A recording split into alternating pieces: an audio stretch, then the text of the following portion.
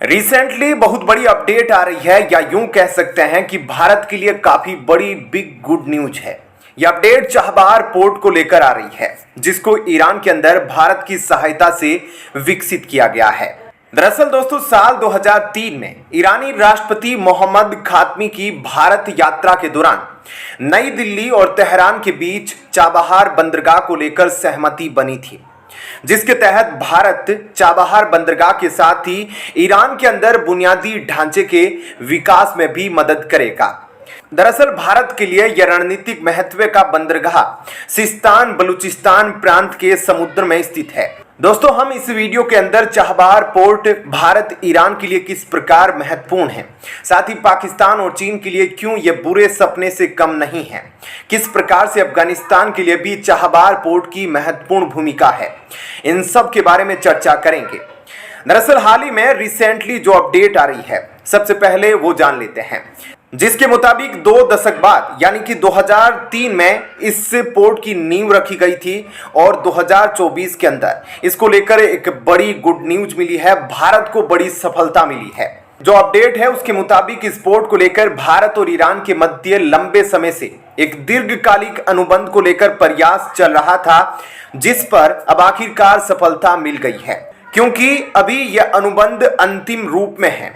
Screen पर the mint का आप आर्टिकल देख सकते हैं, जिसमें यह कहा जा रहा है कि लोकसभा चुनाव के बाद भारत और ईरान चाबहार पोर्ट को लेकर दीर्घकालिक अनुबंध पर हस्ताक्षर करेंगे।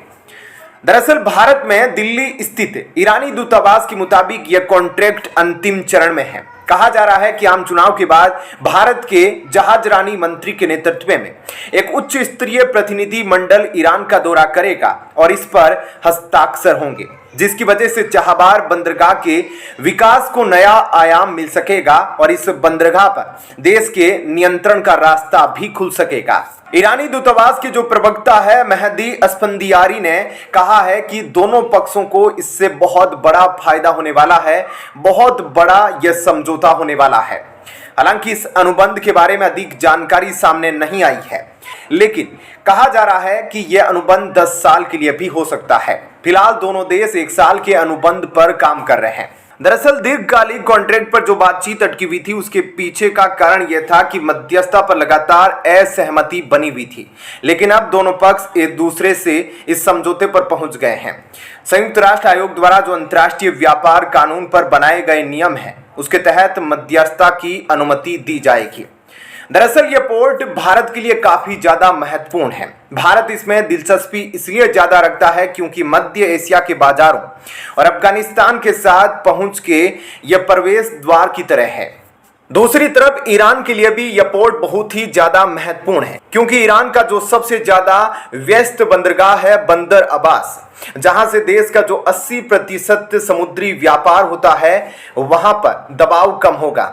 साथ ही चाबहार पोर्ट चालू होगा तो होर्मुज जल डमरू मध्य यानी जो होर्मुज स्ट्रेट है उस पर भी दबाव कम होगा।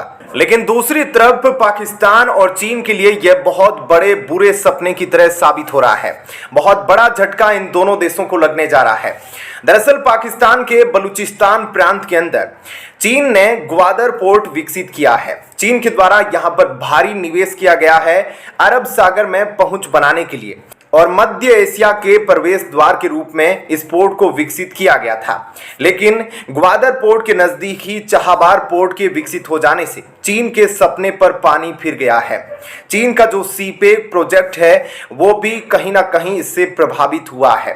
तो दूसरी तरफ अफगानिस्तान लगातार पाकिस्तान से अपना व्यापार समेट रहा है, यानी तालिबान सरकार आने के बाद अफगानिस्तान का अधिकांश व्यापार ईरान के चाबहार के रास्ते हो रहा है। ऐसे में पाकिस्तान और चीन को ये दोहरे झटके लगे हैं। कमेंट सेक्शन में इस पर अपनी राय जरूर दीजिएगा। जय हिंद, जय भारत।